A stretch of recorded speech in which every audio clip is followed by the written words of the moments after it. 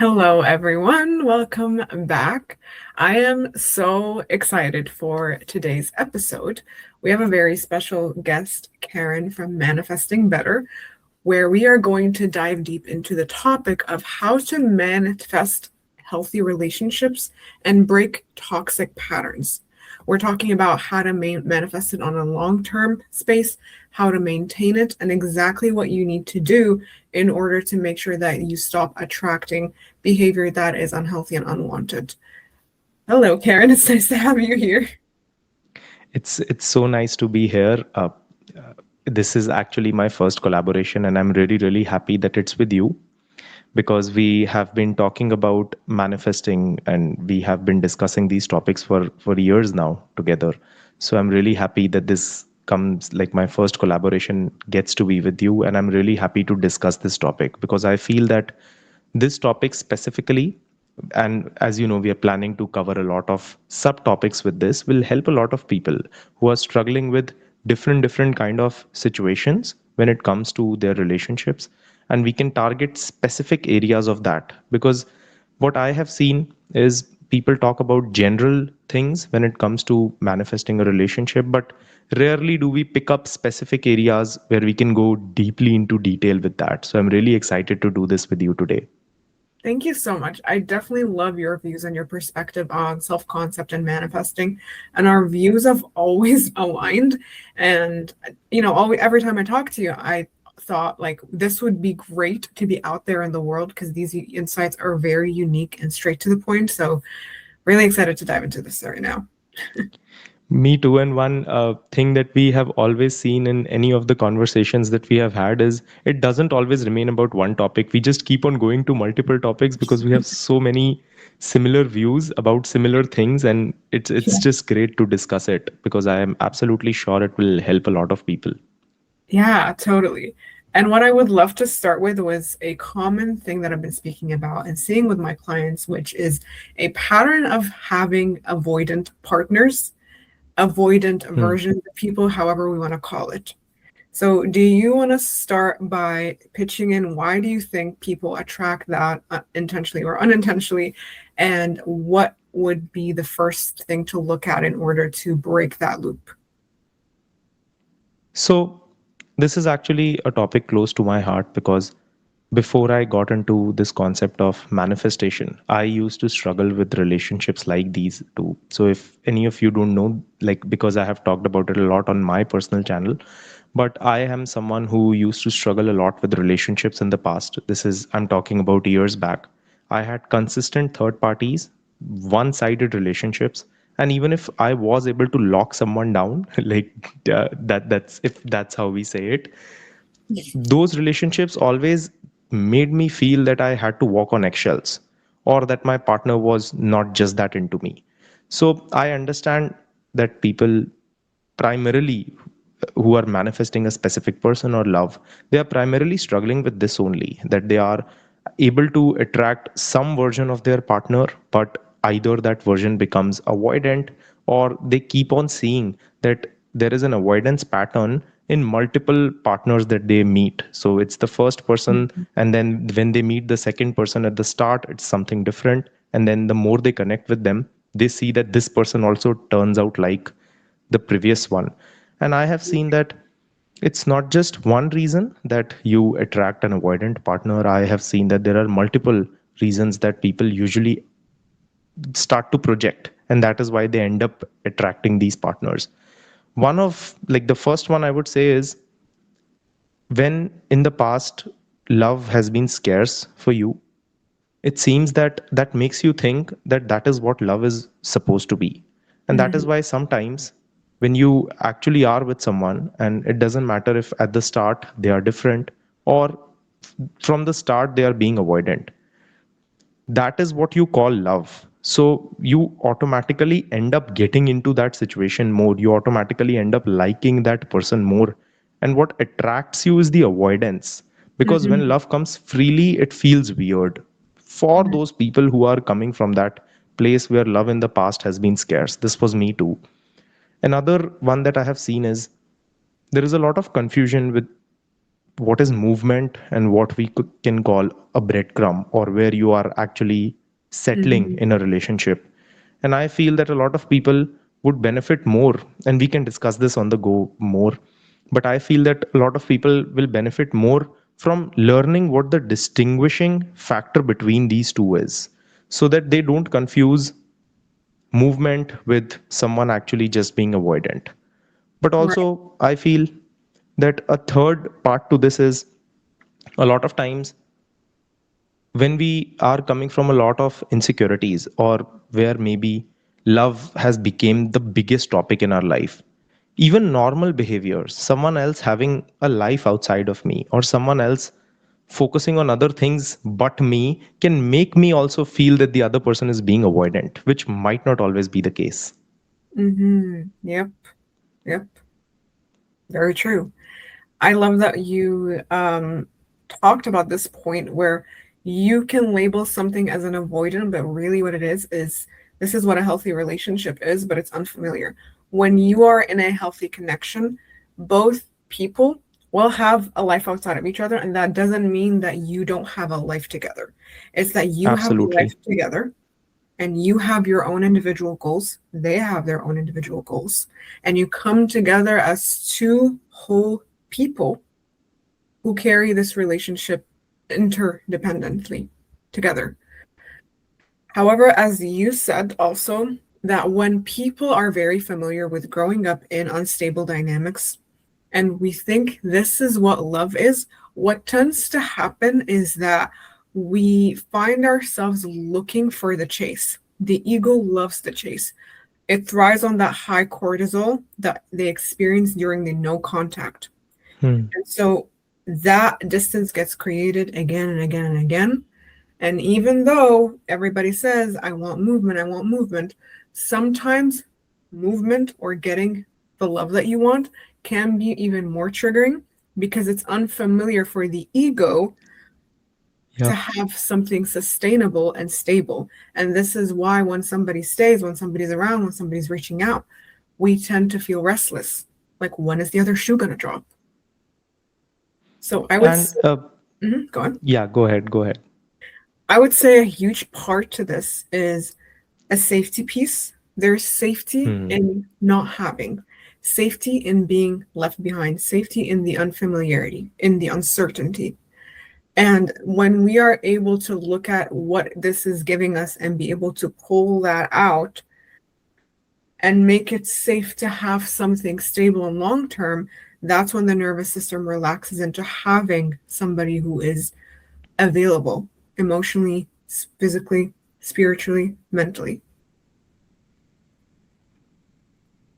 Yep. And you use the term nervous system here. So, would you want to explain a little bit more about that? I think this is a topic that we both have been talking about a lot, but for someone who doesn't know, what would you like if you have to explain it to them? How would you explain the nervous system and the concept of that? Okay, so we have the brain and the body. The brain or the mindset piece is where the thoughts sit, the thoughts land, and we can change our thoughts, and that's a huge piece of becoming the version of you that you desire to be. Because when you're a different version, you think in a different way, and the perspectives you hold on life are different.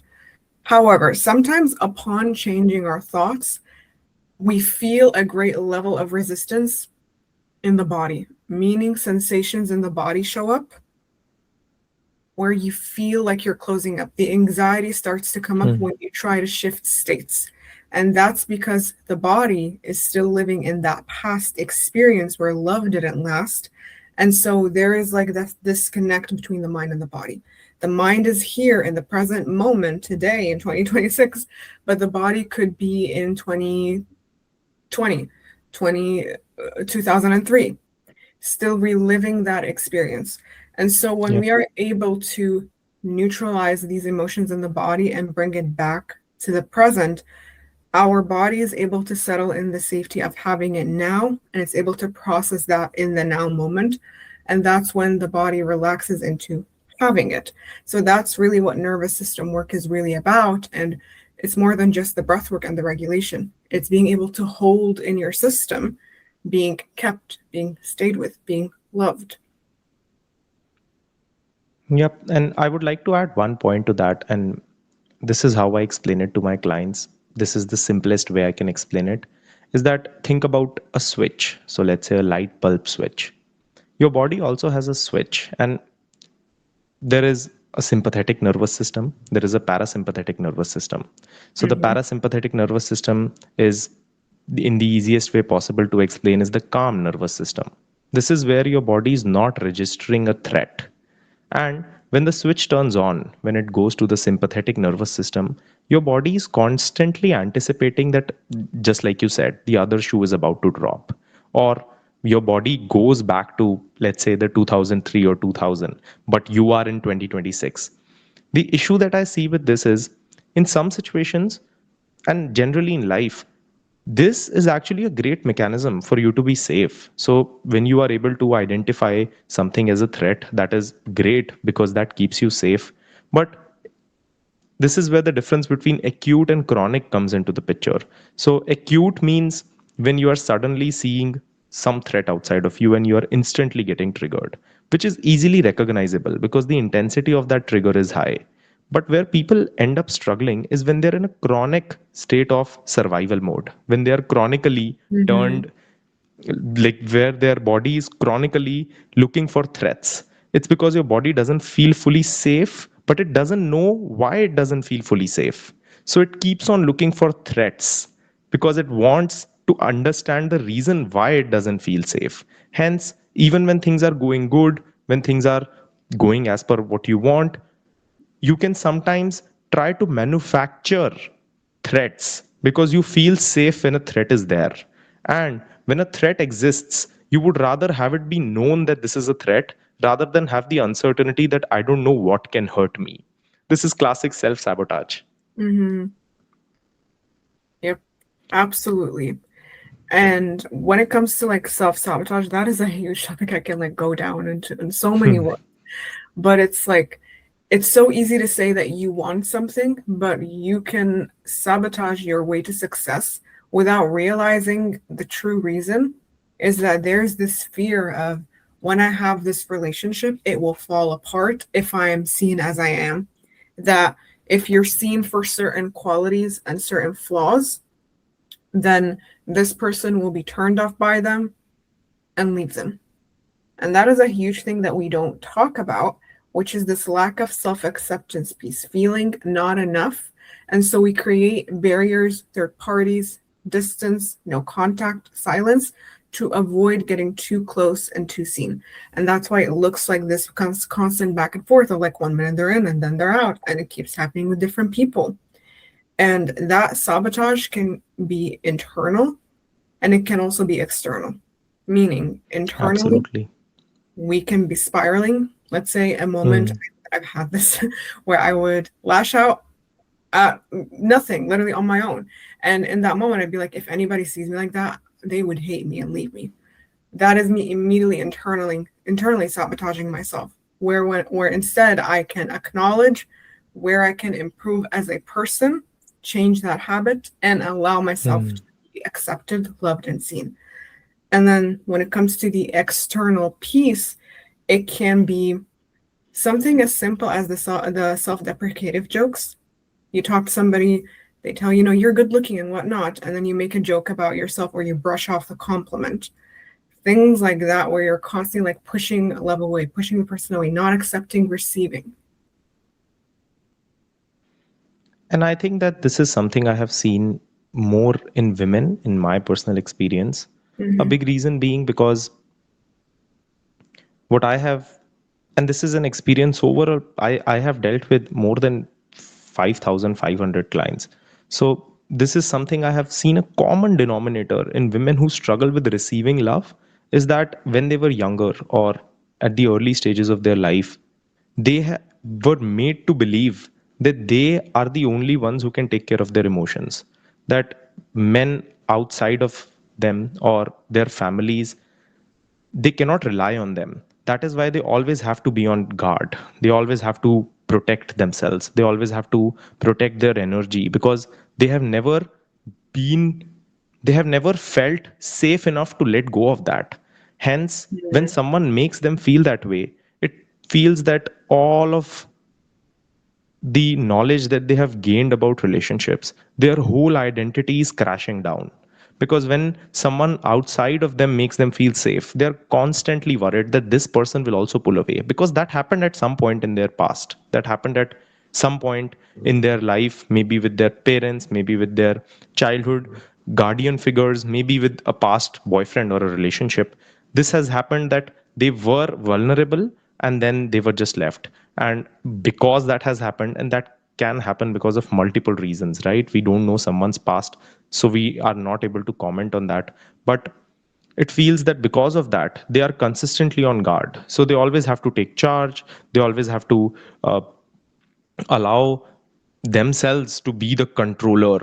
And when the other person, even if the other person is taking control, even if they find someone who is ready to give them that safety, who is ready to allow them to be vulnerable and just be themselves, they just feel that this person will not take charge properly, because that has not happened for them in the past. So it becomes a new topic for them. It becomes something foreign for them to experience. And that is why they sometimes push these people away. And it becomes a cycle, right? So when the other person is coming into your life, they are coming from a place where they don't know about your insecurities, they don't know about your defense mechanisms, so they Mm. are giving you love. And when they are giving you love, they are providing you that safety. They sometimes are not able to understand why you won't just take it, right?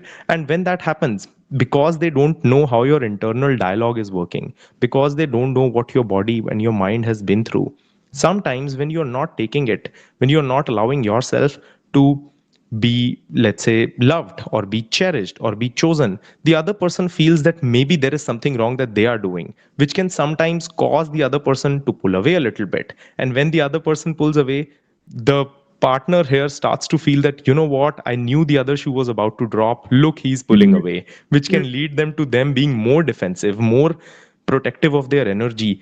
When they do that, the other person feels that more, and it just becomes a cycle, right? And the thing with this is, there is no one event that this happens in. This happens in small Right. small daily events, and because of which you are not able to understand the root cause of it sometimes. And that is why when sometimes you will ask your clients, you must have seen this too, that where Yeah. do you feel the relationship started to deteriorate, and they would say, I don't know, it just started to gradually go down. But it wasn't gradual. It was a one small thing, then another small thing, then another small thing.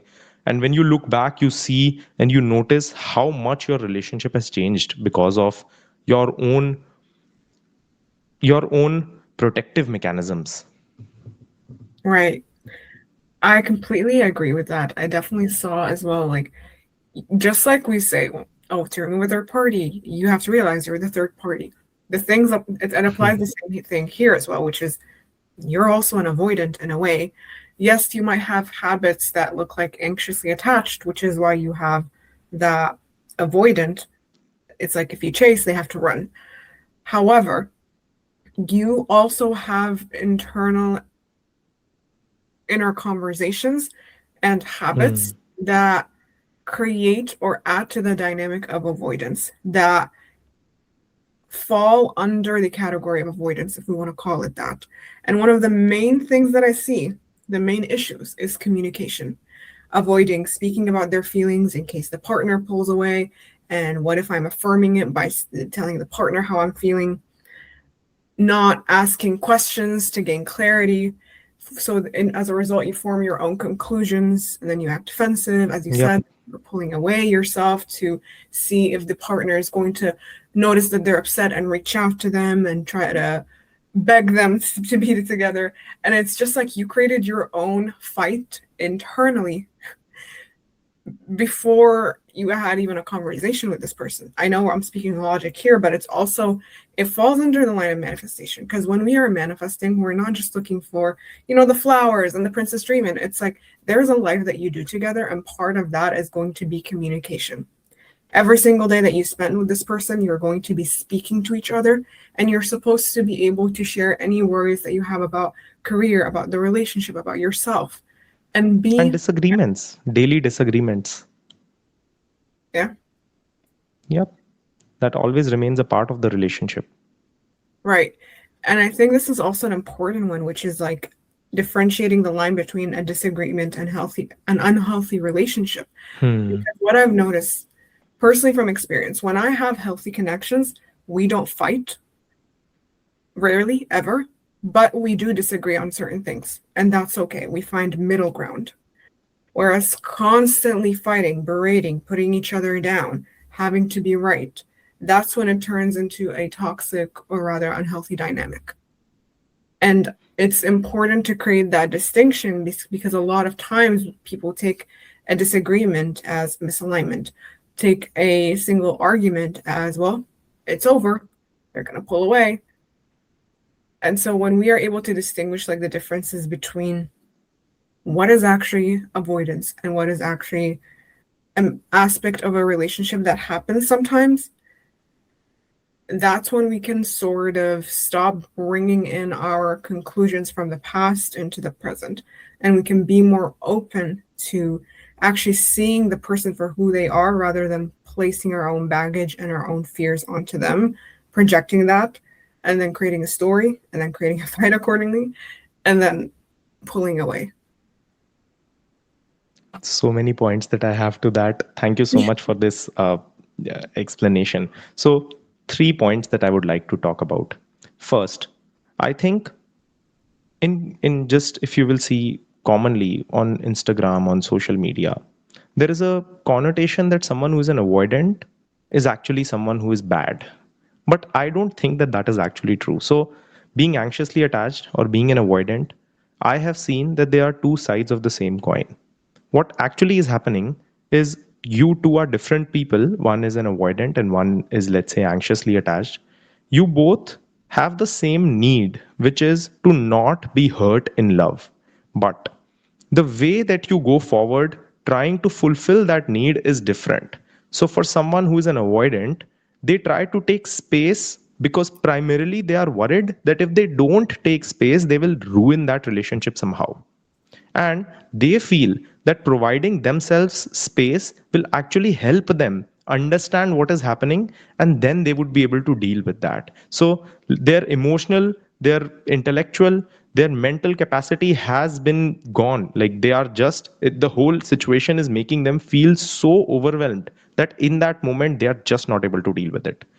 For someone who is an anxiously attached person, in that moment what they do is they try to repair the connection somehow, and they just try to do it as fast as possible because they are afraid that if I give this space it would mean that this has ended.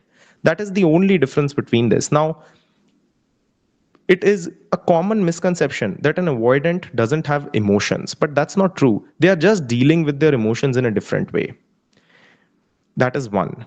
The second thing that you said, which is amazing, that disagreements and an unhealthy dynamic, you have to understand the difference between the two.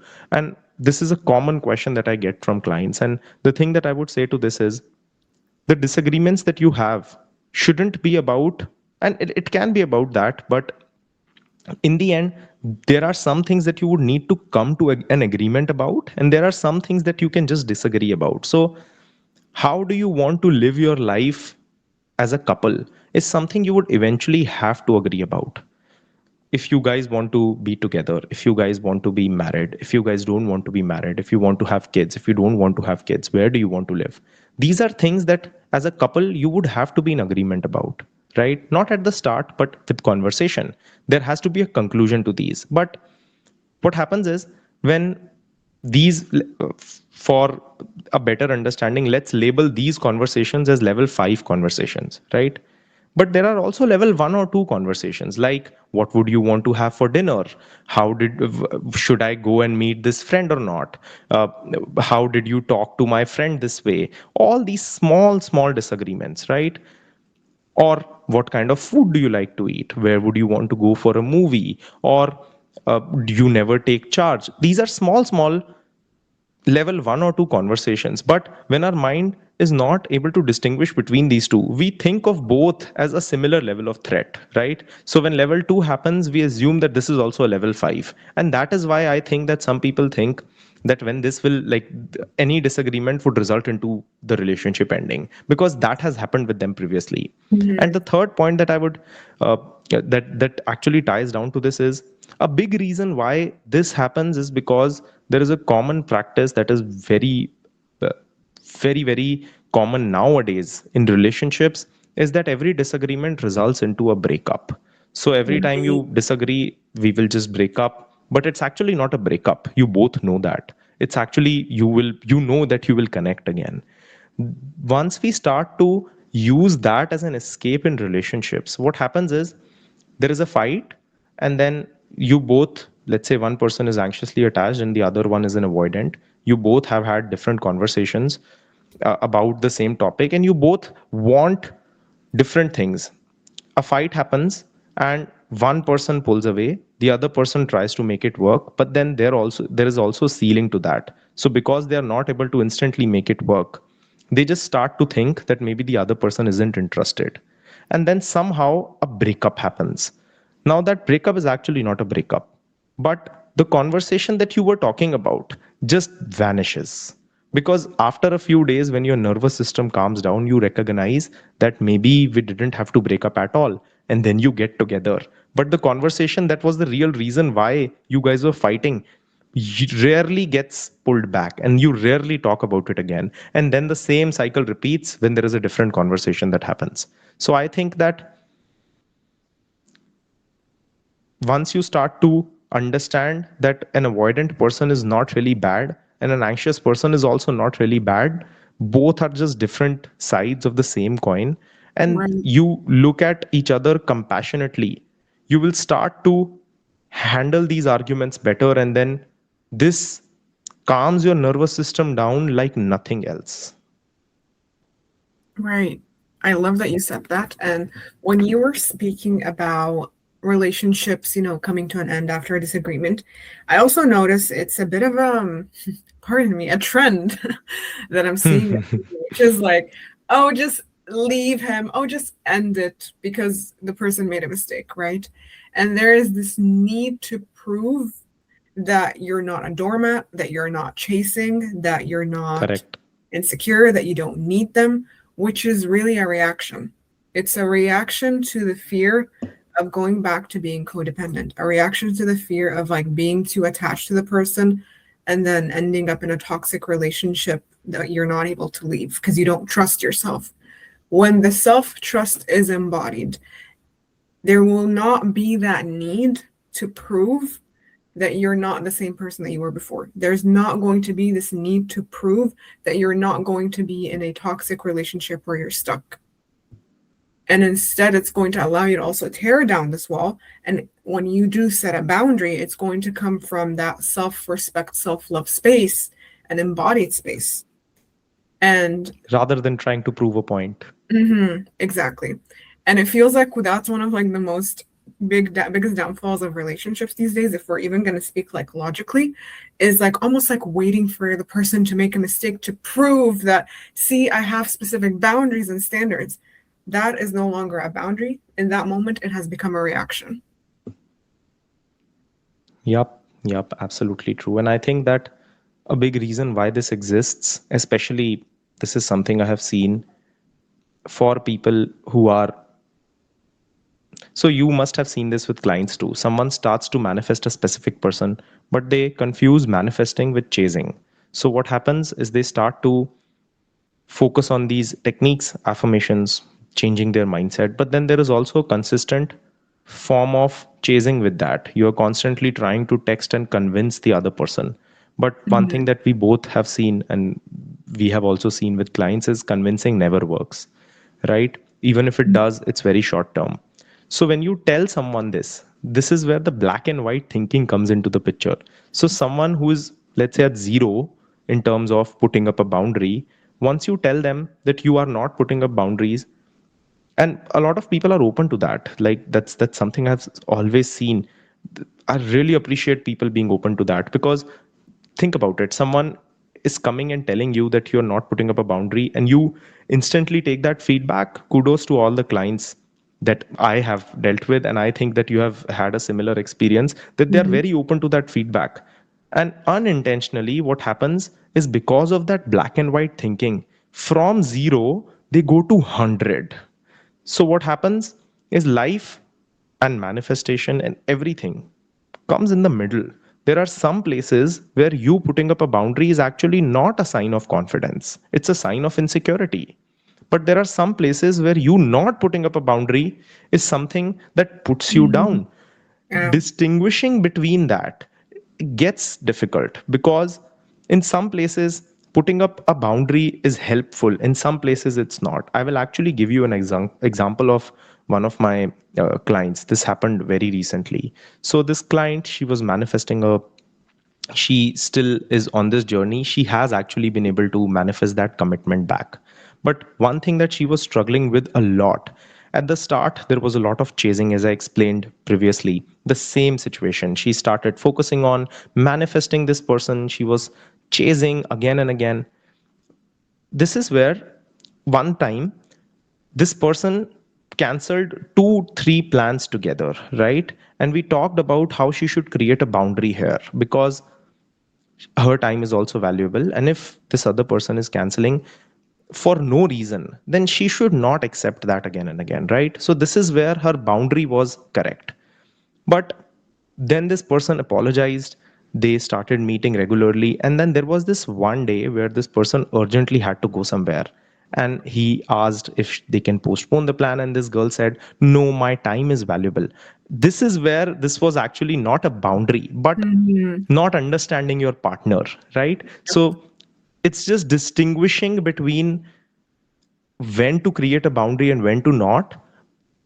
I think that it lies down with the more secure you feel within yourself, the more you are able to distinguish between that. Because the second kind of situation that happens when you are just putting a boundary, when you maybe can be more understanding, happens because you're afraid that if I don't say this or if I don't put up this boundary, I will be hurt and the other person will take me for granted. But usually in our mind, we are feeling insecure that we have let this happen in the past, or maybe I will be hurt again, or if this person hurts me, what will I do?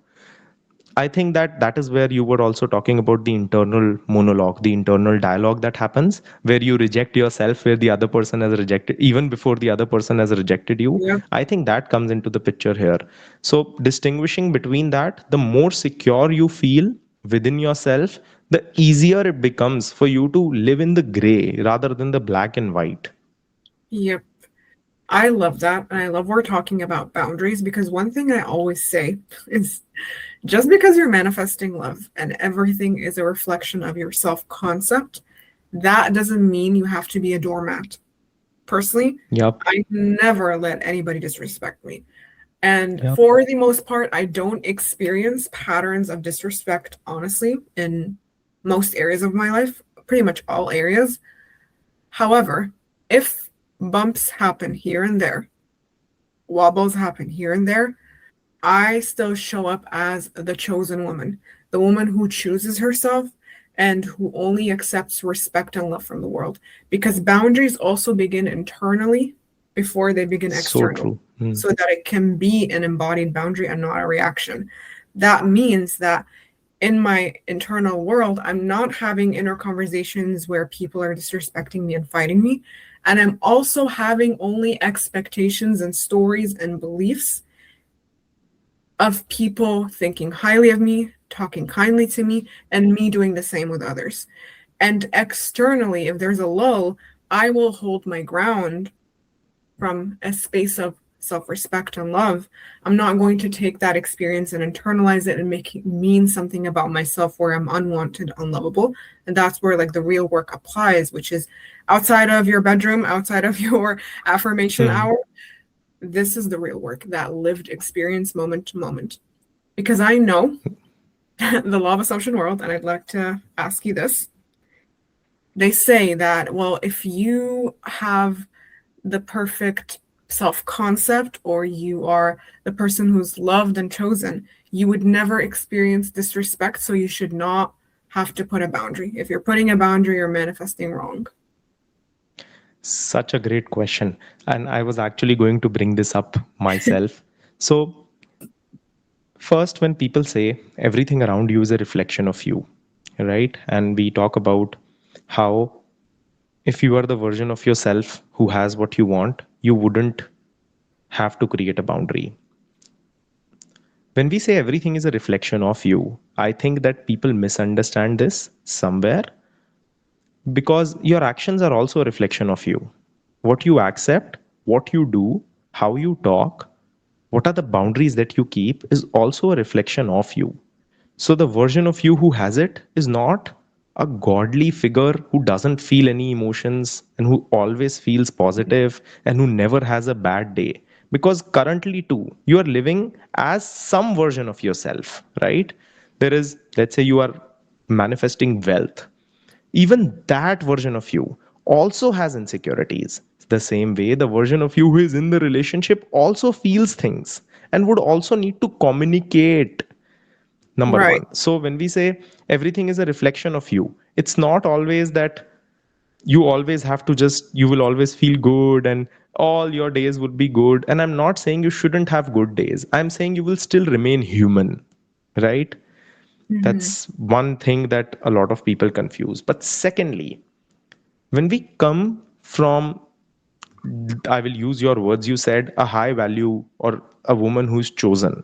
If that woman is creating a boundary versus I'm creating a boundary out of fear, one Hmm. thing that always will be different is the first version of you, the one who is a chosen woman. When she will create a boundary, it will not be to get something out of the other person. It would be an internal boundary, it would be for her. So let's say I put up a boundary because someone is constantly late. I wouldn't put it up and then wait for their response. It would be something that I have to do for myself. It would be something that is done for me because that's who I am. But when we put up a boundary from insecurity, it gets put across, and then we are waiting for the other person's response so that then we can feel good about it, right? So if I say something to my partner and I'm coming from a lot of insecurity, a lot of fear, I would be waiting for their response, and based on how they take this boundary is how I will feel. So if they take this boundary well, I will feel great, confident about myself. But if they won't, then I will always, you know again go back into that fear, or that Mm. feeling of anger, that why did they not do this. But if I'm putting that boundary up from that chosen version of me, I have put the boundary up because that is for me. The other person agreeing to it, not agreeing to it, is not going to impact my emotions that much. That is the difference between the version of me who has it and the version of me who doesn't. Because the version of me who has it, this version of me who we feel would not have to put up a boundary at all, they would put up a boundary, but it would not be for someone else. And they wouldn't be triggered with the response of that, because they are so secure in themselves that how the other person responds to that boundary doesn't impact their emotions that much. And Right. when they are doing that, it's also something that they are doing because they value their time, their attention so much, because they have a set internal system that this is how I function, this is what I find is good for me, not good for me, and they're very clear on that. And that is why they are able to put that boundary up, right? You also see this a lot with plans with friends, with meeting relatives, with doing all these things, because that version of you would also create appropriate boundaries there too. It would Right. be across all areas. So just because you are living in the end as the version of you who has it doesn't mean that you stop being a human being. You will still have emotions, you will still have good days, bad days. It's just that the topic of love would not be something that you would find is not achievable for me. It would just be Right. something normal. You would feel Right. that this is anyway going to be here. This is not something that I have to do anything for because this exists. And we have seen this in our friendship. Let's say I talk about you, right? I don't have to think that I am having a bad day today, so I cannot text Rose as a friend, right? Mhm. Because that is just normal for me. Like, no matter how I'm feeling, what are the emotions, I know you have my back, because that is my assumption about you. because that is how I assume our relationship is. So it's not really dependent on my human emotions. Right. Thank you, first of all. Um, so I like what you said as well about the self-concept piece, which is like people think they get to a point where it's like this ethereal being who doesn't feel any sadness. Yep. And that's because there's this perspective that there's an end point to self-concept work. Correct. And it's Correct. so interesting because like I still do self-concept work till this day, no matter what goal I hit. Because like as long as you're alive, there's always going to be the next point that you're going to reach, and the next point, and the next point. As human beings, we develop desire after desire. And having anxiety, for example, does not mean now you don't have what you want. Might have had anxiety yesterday. You're still a homeowner. There's still a house that you go back to. You didn't lose the house. Yep. So you can have Yep. what you want and have emotions. And part of having a healthy relationship is being able to establish that healthy relationship with yourself first, which means looking at these parts of you, these emotions that come up without judgment, so that you're able to alchemize them. Because when we bring in judgment of, well, I shouldn't have felt this way, that means I'm old self, we actually do start thinking in terms of lack. We beat ourselves up. And then we see that reflection where, see, I'm trying to be there for people. I'm doing everything. Nobody supports me. Nobody's there for me. Well, it needs to start with us being there for ourselves. So I would love to start talking in terms of now solutions as to, based on everything we've been speaking about, where can people start? So, two things that come to solutions. First, general solutions will apply to you, but you also have to understand that not all solutions are for you. The Mhm. reason that I say this is because, let's say you just brought up this point, right? That I am not unlovable because I have anxiety, or I am not unlovable because I have emotions, or I'm not unlovable because I have feelings, or that I had a bad day, or that you gave the example that if I had a bad day, that doesn't stop me from being a homeowner.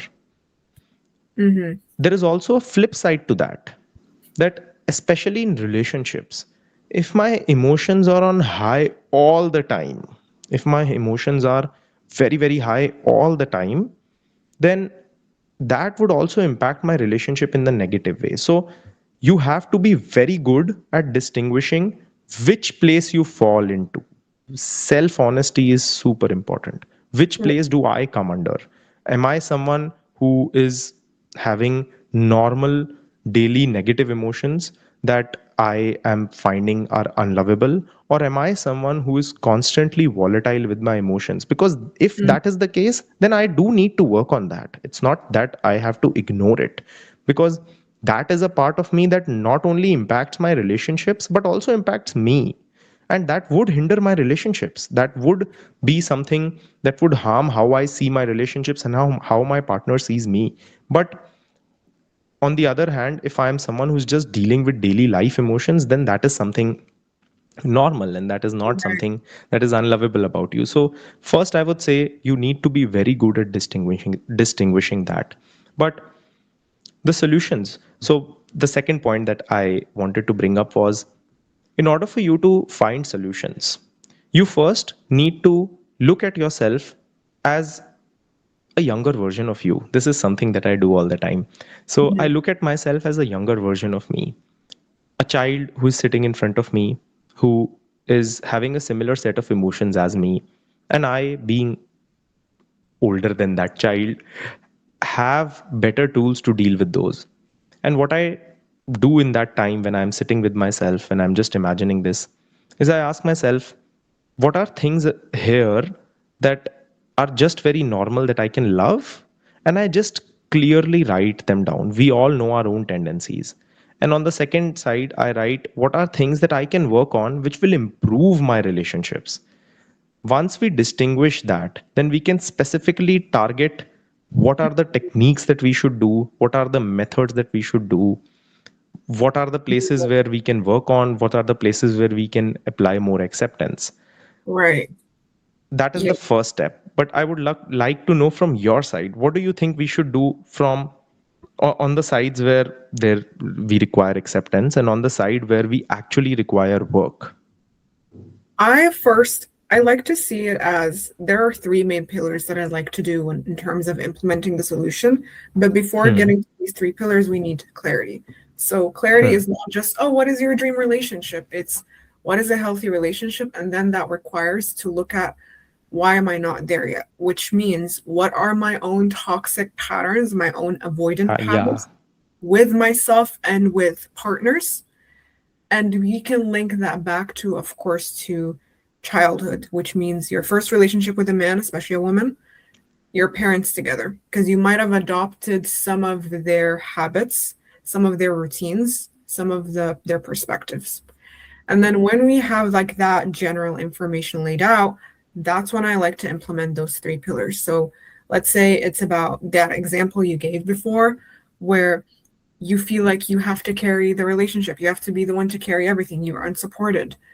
The first thing that you want to do is habitual changes, which is to stop mommying people, being the therapist Yep. friend, carrying the relationship on your shoulder. This is where we're going to implement the boundaries and shifting your habits to the new self. Number two, pillar number two would be nervous system changes, which is when these triggers happen, when you notice that they're not opening up and you're the one who's always carrying the relationship. This is when we're going to have to alchemize, as in heal the trigger, and then practice holding the opposite feeling longer than we're used to. If we're used to only holding it for 15 minutes, extend it to an hour, let's say, so that you train Hmm. yourself and your nervous system to move past that glass ceiling. And then the third pillar here would be self concept, which is your perspective on yourself and love. And this is where we would implement the traditional manifestation tools, such as the affirmations. And so it creates that beautiful blend where it's both practical and internal work. I missed your question. Can you say again what your question No, was? you actually answered that very beautifully. I will add to that. So you said clarity, nervous system regulation, and self-concept. So I will actually say Oh, something about all of these. So first, with the clarity part, I think that what the definition of a healthy relationship is can be different for everyone. For some mm-hmm. people, let's say it can be monogamy. For some people, it can be being in an open relationship. For some people, it can just be living together for the rest of your life without being married. And for some people, it can be marriage. So, getting that clarity in what exactly does this look like for me really helps, because then you are specifically able to work on that.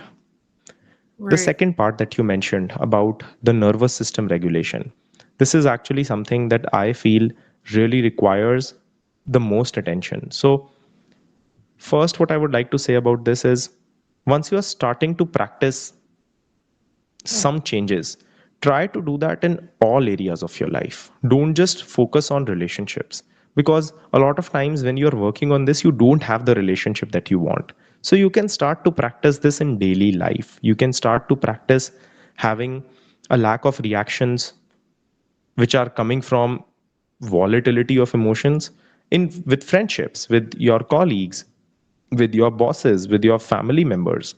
And just taking a small pause before reacting helps differentiate between a reaction and response. So when we are going back in our childhood, we have recognized that this is where my issues stem from. We have understood that in the past I used to think this because this is what my partner did, and in the present I do this because of my past. So you have the reactions. One thing that I really like to do is I make that actionable. So let's say I'm Mhm. saying I'm self sabotaging, but what does that exactly mean? When I'm self sabotaging, what it basically means, if I make it an action, is every time we have a fight, instead of talking about the topic that I'm currently in, I bring up a past fight. So once we make Mhm. it actionable, now I know exactly what the issue is. I know that Right. my way of sabotaging is that when I'm in that fight, I bring up a past topic instead of sticking to the current topic. Or maybe it can be I told someone I have forgiven them, but maybe I didn't actually. So I can either take some more time to forgive someone, or I can focus more on forgiveness. One of these two, so that that doesn't hinder my relationship. I feel that once we make it more actionable, of course Mhm. person to person, that really helps change that particular action. And once you change that particular action, because it's not something that we are able to recognize, but we do it multiple times a day and multiple conversations with multiple people, right? Right.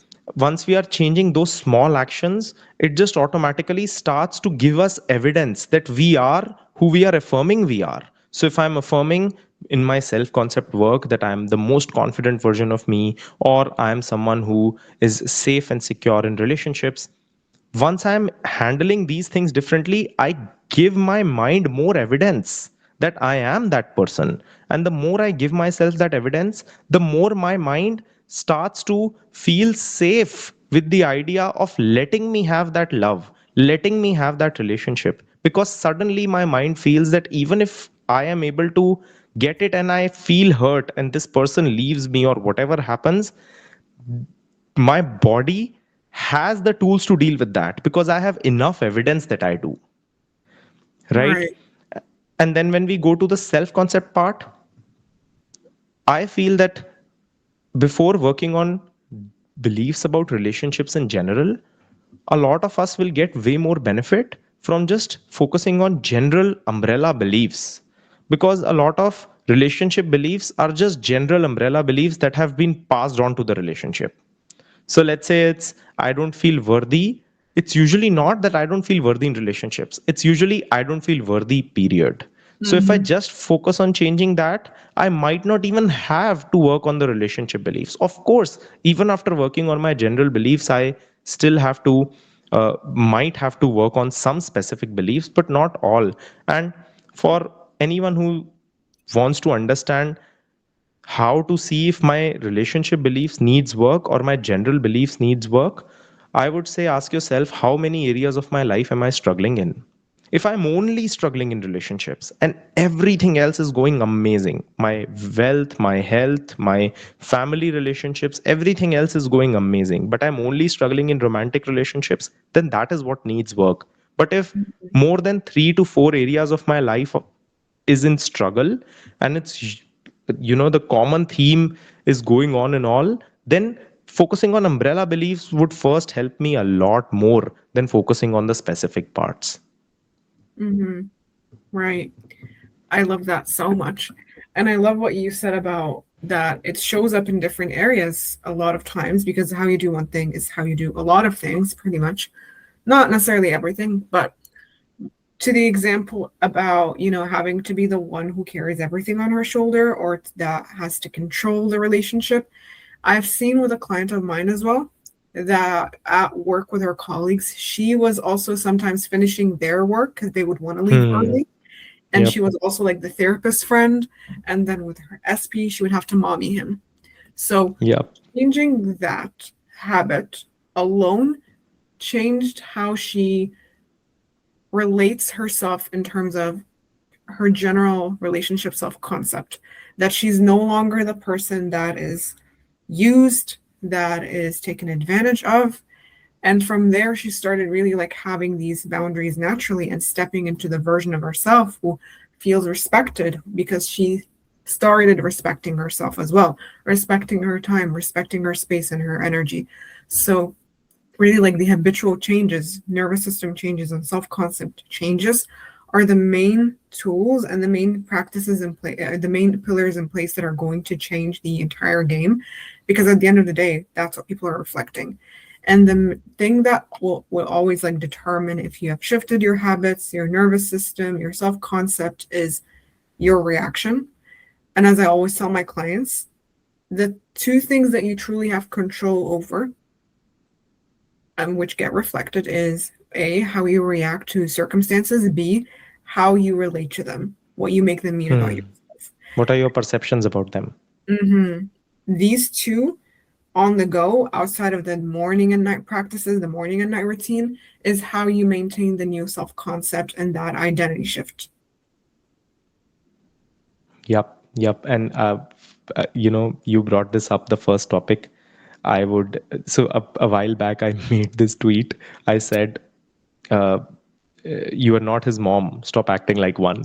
And I got so many negative comments on this, but I think that this is a problem, specifically with women, is that on a consistent basis, they use, and this will trigger some people, they use the identity of being an empath Oh, with actually constantly taking someone else's negative emotions and taking someone else's lack of respect and saying, mhm. oh, I'm an empath, so I have to struggle with this.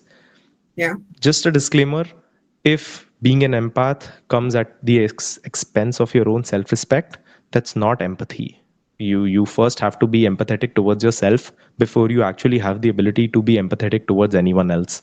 So, yeah, your uh, SP constantly disrespecting you and never seeing you because he's going through something at home and so he gets to scream at you and then you accepting it. Please hear me out. That's not you being an empath. That's you teaching him that that is okay. And yeah, that is what gets reflected out. yeah. And that's part of the clarity work on what a healthy relationship looks like. That's Yeah. also how this person communicates when they're going through a rough time, how you communicate when you come back from a tough day at work. Because really, it's also about like emotional maturity. Somebody who cannot handle being in a relationship because they're going through something, that's immature with so much love and respect, with so much love.